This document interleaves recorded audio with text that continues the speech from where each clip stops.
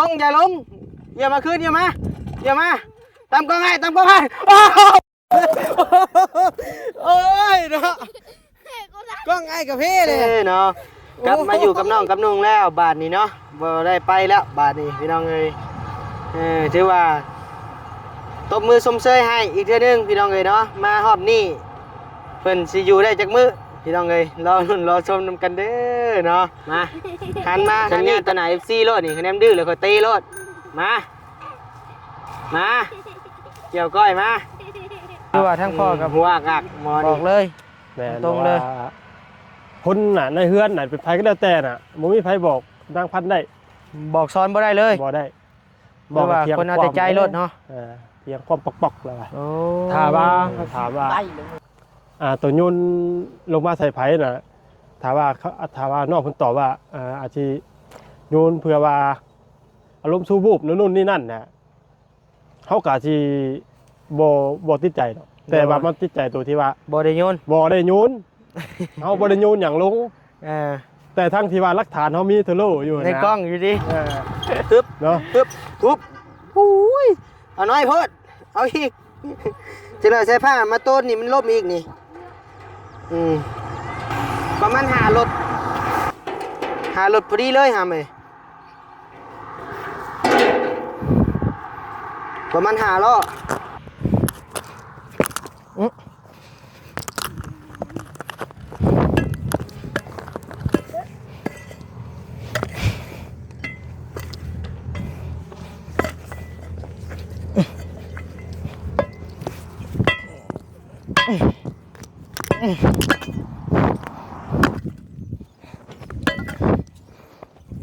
ถ้าจะพังคนที่ว่า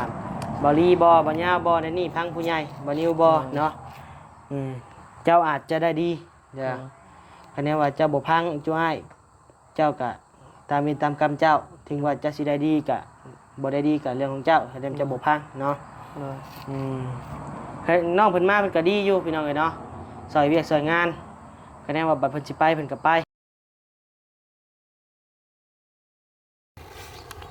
ปึ๊บว้ายพี่น้องเอ้ยเปิดคลิปเปิดภาพมาบัดนี้ก็เห็นหน้าน้องบุญทวีเลยเด้อพี่น้องเด้อเนาะกลับมาอยู่กับน้องกับนุ่งแล้วบาทนี้เนาะบ่ได้ไปแล้วบาทนี้พี่น้องเอ้ยถือว่าตบมือชมเชยให้อีกเทื่อนึงพี่น้องเอ้ยเนาะมาฮอบนี่เพิ่นสิอยู่ได้จักมื้อพี่น้องเอ้ยรอลุ้นรอชมนำกันเด้อเนาะหันมาทางนี้กะลุงนวดพี่น้องเอ้ยโดยสบายดีอุจจาระบ่กับบ่าวไล่พี่น้องเอ้ยเนาะสบายดีเด้อบ่าวไล่โดยหันมาทางนี้กะน้องบุญทวีคือเก่าเนาะเดี๋ยวจังหน่อยบัดนี้สิถามเรื่องเหตุการณ์ที่ว่าเกิดขึ้นกับลุงนวดเนาะพี่น้องเนาะเหตุการณ์อันใดเนาะพี่น้องเนาะก็มีอยู่ว่าตามบันทึกเห็นในคลิปเนาะเหตุการณ์เด็กน้อยจังใดเนรคุณกับผู้ใหญ่นะพี่น้องเนาะว่าสำนี้พี่น้องก็จะฮู้เลยเนาะเหตุการณ์เกิดกับลุงนวดพี่น้องก็จะฮู้ว่าเป็นไผนะพี่น้องเนาะมีแต่รอเบิ่งเดี๋ยวถ่าลุงนวดไปถ่ายเบาก่อนนะพี่น้องเนาะบุญทวีก็กลับมาแล้วเนาะสบายดีเด้อหำเด้อสบายดีปะลุง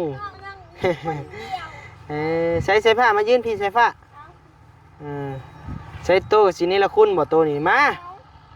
ลงมาพี่ตัดเชือกอูทิ่มได้ว้าวบ่บางความบ่ได้เรือช่วงนี้มาหาเพิ่นพี่น้องเอ้ยก็เริ่มเป็นกันเองแล้วบานิวกับน้องสายฟ้าเนาะเริ่มเป็นกันเองเห็นเพิ่นเว้าม่วนเว้าหยอกกับบานิวก็ดีใจบานิวก็ได้เนาะดีกว่าน้องเพิ่นอึมๆอ้างเนาะเป็นกันเองเดี๋ยวนี้แหละมันดีนะพี่น้องเนาะ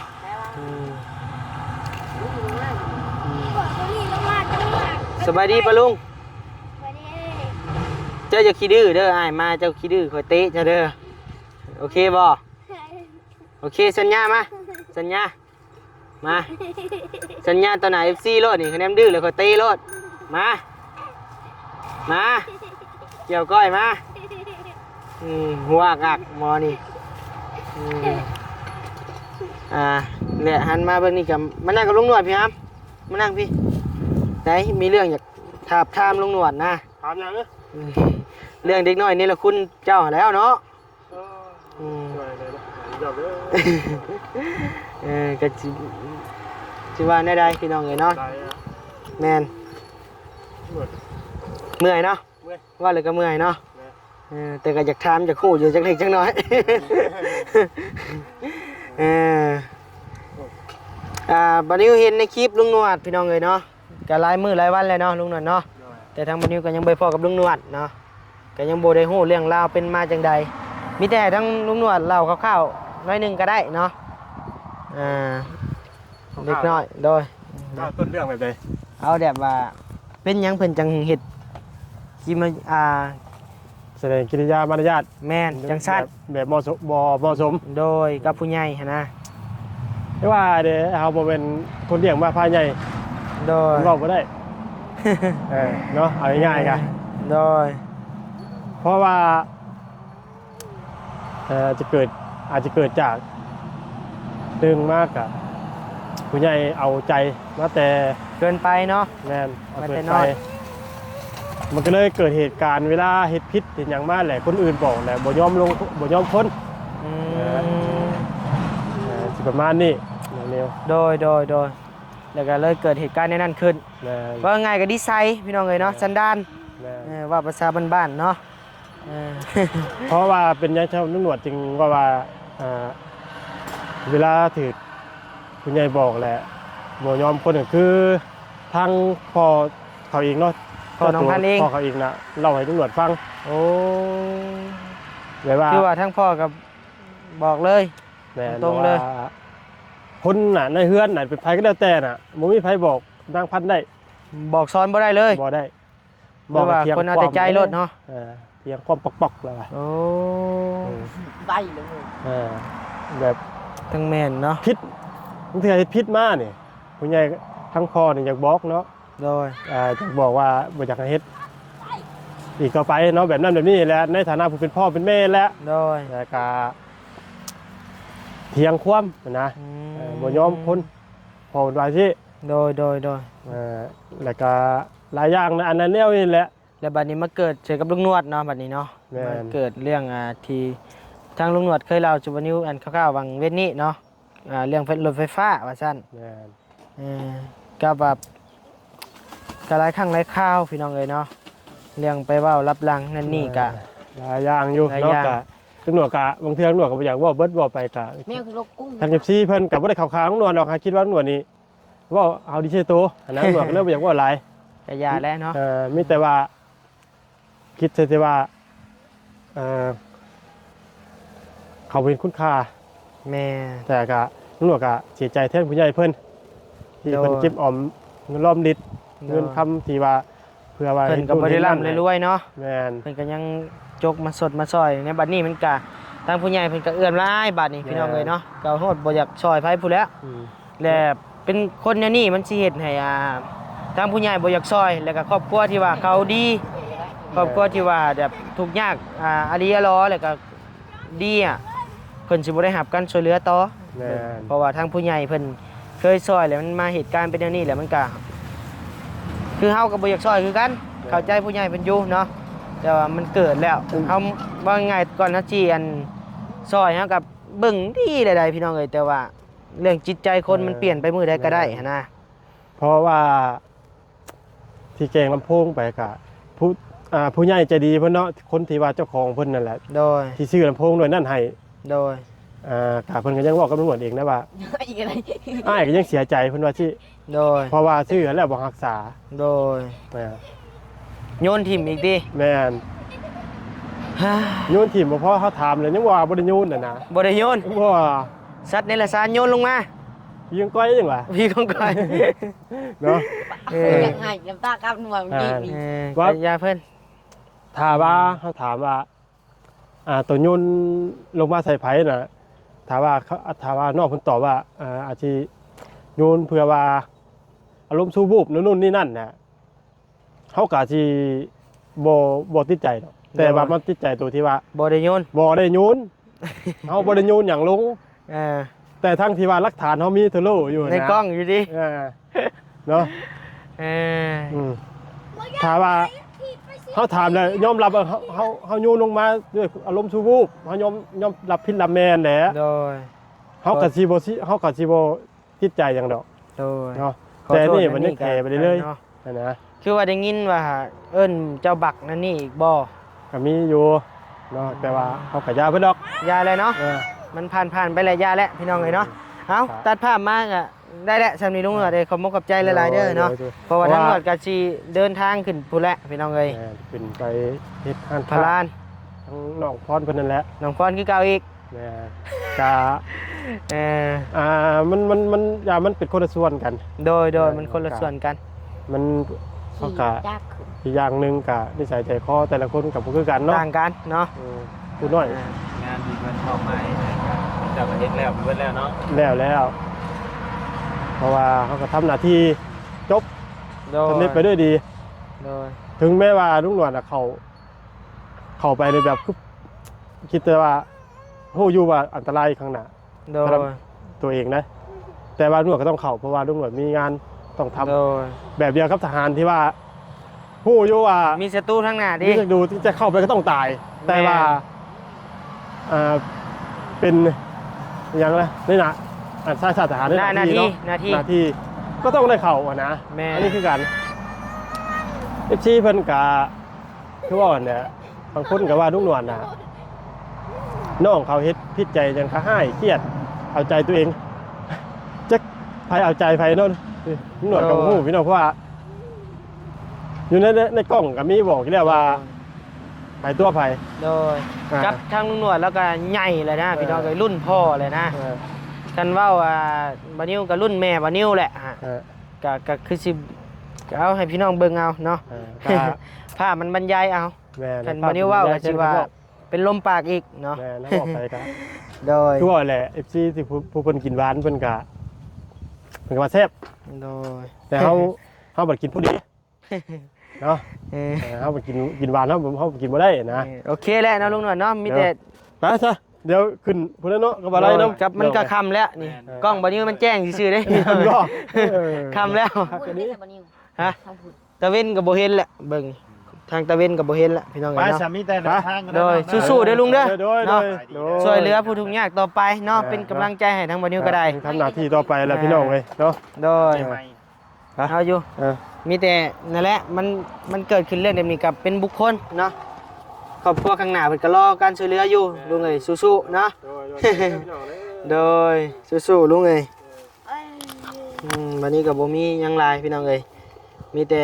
ให้ทางลุงเป็นสะพานบุญต่อเนาะพี่น้องเนาะให้แล้วสู้ๆ กับทางบ่ไลเด้อบ่ไลเด้อโดยสบายดีเออ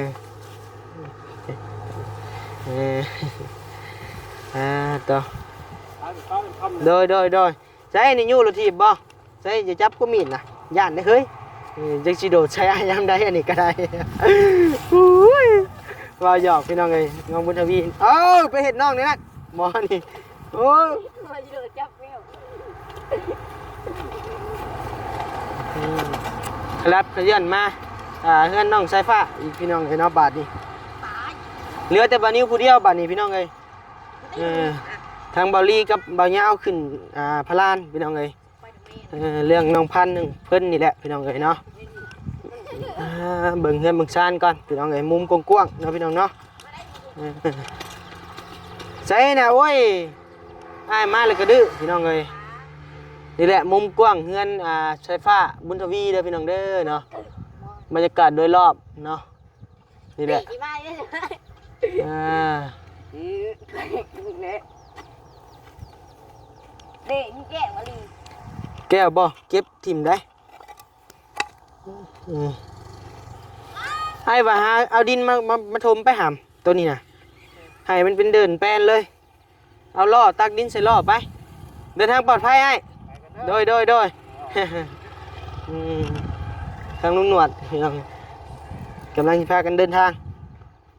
อันนี้ทรายบ่ยาวสั่งมาพี่น้องเอ้ยเป็นหลอดใหม่เนาะเป็นหลอดใหม่เดี๋ยวให้ทางน้องบุญทวีมาขนเอาดินในนี่ไปทุมมันน่ะก่อนพี่น้องเอ้ยมันเป็นรูปเนาะให้น้องสายฟ้าเพิ่นขี่รถพี่น้องเอ้ยให้มันเป็นเดินแป้นเลยนะแถวนี้เนาะ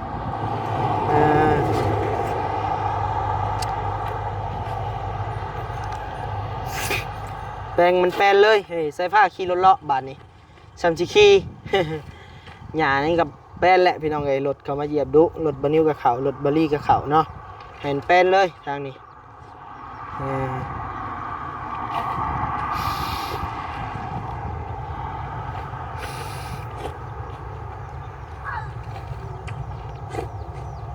เสฟ้ามายู่ลอกกับไม้ไว้รถทีบมา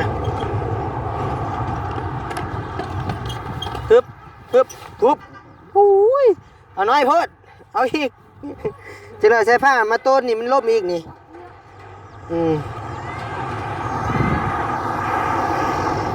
เราใช้ผ้ามาต้นอีกเด้อนี่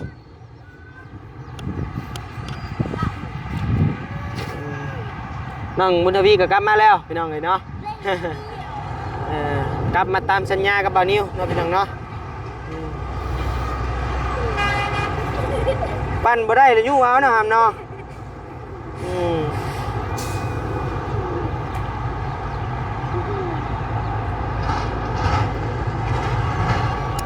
ไปยู่รถกับไม้ไปยู่รถกับไม้ไ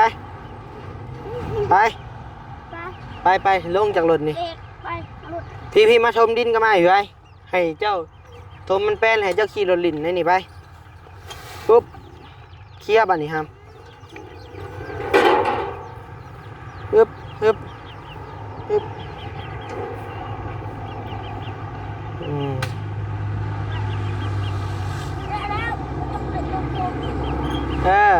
นั่นแหละแป้งให้เจ้าแล้วขี่รถมาลิ่นในนี่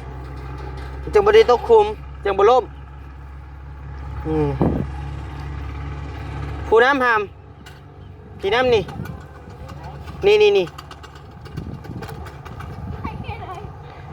เดี๋ยวบานิวหาในตั้งกล้องก่อนพี่น้องเลยชิญูรอใส่น้องมันก่อนเนาะโดยนี่แหละพี่น้องเลยเนาะเสียวมาถมอยู่นี่แหละพอมันเป็นรูปพี่น้องเลยเดี๋ยวเบิ่งไปญูรอใส่มุนทวีก่อนเนาะเดี๋ยวปากล้องไว้เนี่ยพี่น้องเลยเพราะว่าบ่มีคนจับกล้องให้ถมมันบ่ให้มันลุบได้บ่หามเบิ่งไอ้สิญูไปเช็ดใช่ดิคือบ่ไปโอ้ย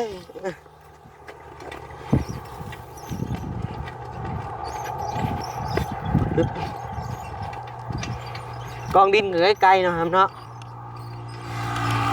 ประมาณหารถพอดีเลยหามเลยประมาณ5 ล้อ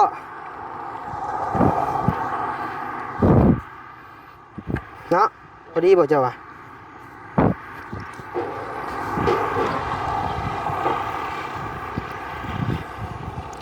เดี๋ยวบานิวยู่ล้อก่อนนะพี่น้องเนาะซอยน้องเพิ่นก่อนเพราะว่ารถเขาเที่ยวออกนะพี่น้องเลยถมมันทางนั้นก็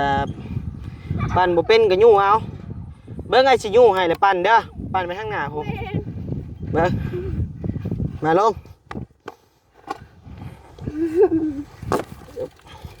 ปั่นบ่ติดผู้เด้อปั่นผู้รถผู้เอานี่ขึ้นดีๆฮึบปั่นไปเยี่ยมมาขึ้นฮึบเยี่ยมมาอย่าลงนะคุมอย่าลงเยี่ยมมาขึ้นเยี่ยมมาตามกล้องให้โอ้ยเนาะกล้องไอ้กับพี่เลยโอ้ยบัวน้อยโอ้ยเพ่ยักษ์นี่ป้าไม้ไอ้จุดขดบักขาน้อยนี่เข้าอยู่บ่อไม้ไอ้นี่โอ้ยพี่น้องเอ้ยไม้เพ่เลยเอาว่าสิโง่มาทางนี้เจ้าหูบอกสิโง่มาทางนี้ ไอ้บ่ได้บอกให้โง่มาตามกล้องไอ้โอ้ยน้อยมึงเลย เขาเปลี่ยนได้เลย โอ้ยเพ่เลยป่านนี้ เขาก็สิเปลี่ยนแต่ก็แล้วก็แต่มาหูเปลี่ยนเลยนะ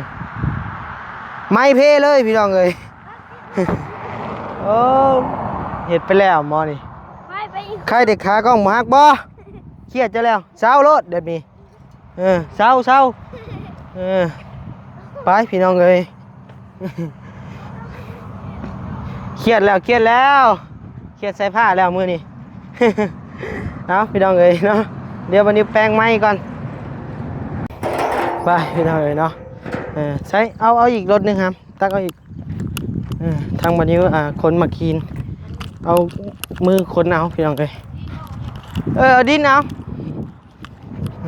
นี่แหละเอามาทมนี่แหละพี่น้องเอ้ยเนาะทมคนทางพี่น้องเอ้ยเนาะ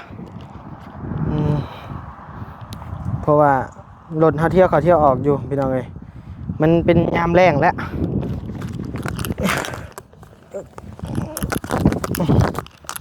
เอามาคีน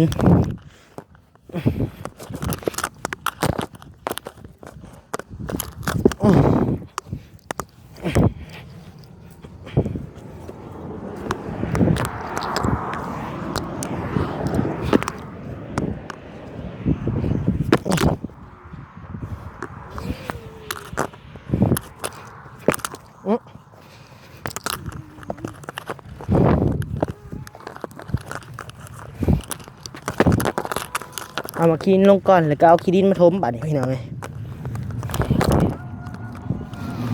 มันจะแน่น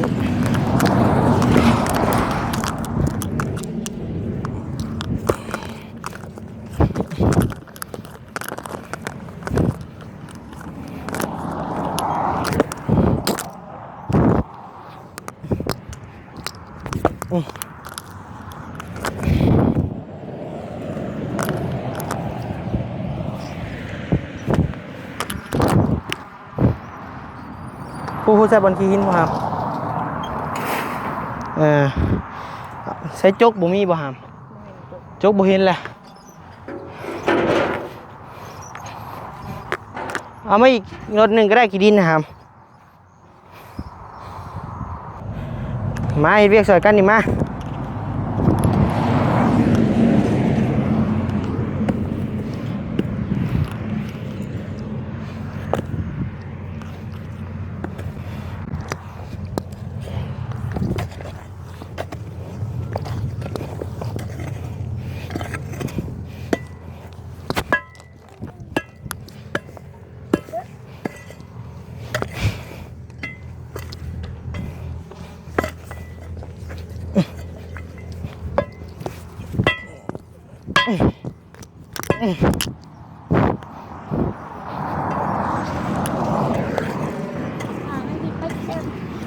เป็นทางให้ไป ผู้ใส่ผู้ก็ได้ครับ ไปทางอื่นได้ โอเคมืดเลยพี่น้องเลยอยู่ผู้เดียวก็ได้ครั้งอ้ายเพิ่นอีกหนึ่งอีกหนึ่ง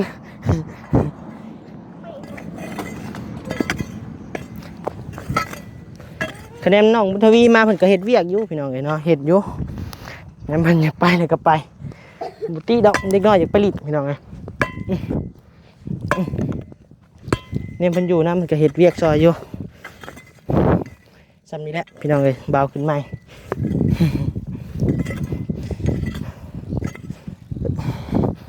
เดี๋ยวรถแดงเขาเล่นออกกับสิแนนเองเพราะว่ายามนี้บ่ยามพ้นแล้ว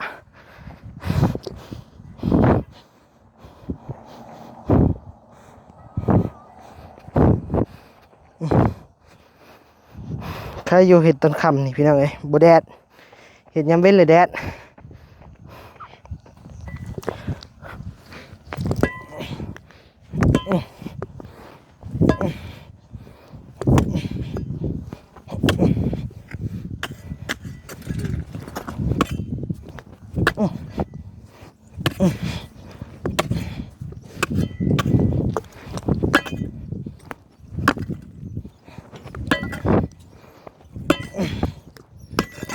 ใช่นะครับโอเคพอเลยแห้งๆแล้ว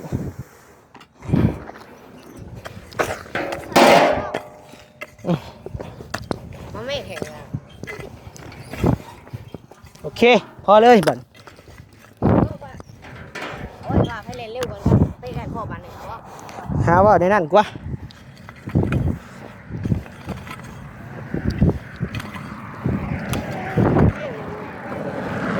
โอเคพี่น้องไงเนาะเล่นกันเหนื่อยได้ขี่ไปเด้อโลกมันแล่นได้ เรียบร้อยพี่น้องเลยภาพก็อยากมืดแน่เนาะ แบงค์จะกระโดดขี่แบงค์กระโดด เอาพี่น้องเลยตัดภาพมาบัดนี้กันอย่าไปอย่าไป หายแล้ว เมื่อยก็เมื่อยก็นั่งก็พี่น้องเลยเนาะเปิดตัดภาพมาบัดนี้ก็มานั่งอยู่ในเฮือนในซ่านพี่น้องเลยใช้บักต่อใบมาบ่บักต่อบอนิวมีเงินที่บ่อไร่เป็นผากไว้กับบอนิว200,000นะพี่น้องเนาะผากให้มอต่อหรือว่าน้องต่อเฮานั่นแหละพี่น้องเลยน้องบุญทวีนี่น้องไฟฟ้าเอิ้นแนวใดมอต่อหรือบักต่อบ่ เริ่มแล้ว ลืมเลย ลืมใช่ เฮ้ยน้องขี้ทั้งน้องบุญทวีก็กลับมาแล้วพี่น้องเลยเนาะใช่มาคอโตน้องบุญทวีกลับมาแล้วเรียบร้อยพี่น้องเลยเนาะหายห่วงบัดนี้ก็ได้ถือว่าเพิ่นก็เฮ็ดตามสัญญากับบ่าวนิวพี่น้องเลยเพิ่นว่าสิกลับมาถือว่ากลับมาอยู่พี่น้องเลยแต่อีก2-3 มื้อสิไปอีกไปลินบุญบ่โดยไปลินบุญแล้วกลับมาคือเก่าเด้อโดยวันนี้ก็แพงได้พี่น้องเอ้ยแพงแต่ว่าก็แพงก็ได้แต่แพงแหละพี่น้องเอ้ยบอกซ้อนก็ได้แต่บอกซ้อนนั่นแหละเนาะส่วนน้องเพิ่นสิพังหรือบ่พังนี่บ่นี้บ่ฮู้เนาะพี่น้องเนาะก็ถือขออย่างเดียวแหละขอให้น้องพังเด้อพังง่ายเนาะถ้าจะพังคนที่ว่าบ่รีบ่ยาวบ่นั่นนี่พังผู้ใหญ่บ่นิ้วบ่เนาะเจ้าอาจจะได้ดีเด้อคะแนนว่าเจ้าบ่พังจ้วยเจ้าก็ตามมีตามกรรมเจ้าถึงว่าจะสิได้ดีกะบ่ได้ดีกะเรื่องของเจ้าให้เต็มจะบ่พังเนาะให้น้องเพิ่นมาเพิ่นก็ดีอยู่พี่น้องเอ้ยเนาะซอยเวียกซอยงานคะแนนว่าบัดเพิ่นสิไปเพิ่นก็ไปคือพี่น้องฮู้แหละเนาะก็อย่าเพิ่นพี่น้องเอ้ยตามเวรตามกรรมเนาะพี่น้องเนาะคะแนนน้องเพิ่นพังก็สิได้ดีหรือว่าบ่ได้ดีก็แล้วแต่เพิ่นพี่น้องเอ้ยสำหรับคลิปนี้บัดนี้ก็สิได้จบคลิปจบภาพเพียงสำนี้ได้พี่น้องเด้อเนาะถือว่า เมื่อไรบอก ยังเดี๋ยวถ้าบอลลี่เบาเงามาพุ่นแหละทางบอลลี่เบาเงากับไปเคลียร์เรื่องน้องพันธุ์ไปถามข่าวนะพี่น้องเนาะสาเหตุที่ว่าเกิดขึ้นนั่นแหละเรื่องลุงกับลุงหนวดนั่นแหละนะพี่น้องเนาะหรือว่าแนวใดพี่น้องเลยอยู่ดีมีแห้งได้พี่น้องเด้อนะความเจ็บบ่อยได้ความไข่บ่อยมีปรารถนาสิ่งใดขอให้ได้สิ่งนั้นสมความมุ่งมั่นปรารถนาอย่าเจ็บอย่าจนร่ำรวยเด้อพี่น้องเอ้ยเมื่อทุกคู่ทุกคนเนาะอยู่เป็นห่มโพห่มไส้ให้ลูกให้หลานตลอดไปเด้อเนาะอยู่เป็นห่มโพมใส่คนทุกข์คนยากเนาะพี่น้องเนาะฝากพ่อแม่พี่น้องติดตามทางบานิวในเด้อพี่น้องเด้อเนาะเบิ่งคลิปบานิวโดยบุคความโฆษณาเนาะบานิวก็ดีมกดีใจหลายเนาะแล้วก็คอมเมนต์ที่พี่น้องเม่นมาเมื่อทุกคอมเมนต์บานิวไล่อ่านเมื่อทุกคอมเมนต์นะพี่น้องเนาะบางเทื่อบานิวกดใจบ่ทั่วถึงก็ขอโทษขออภัยนำหลายๆเด้อพี่น้องเอ้ยโดยสบายดีบ๊ายบายโดยสบายดีบ๊ายบาย บักต่อเข้ามา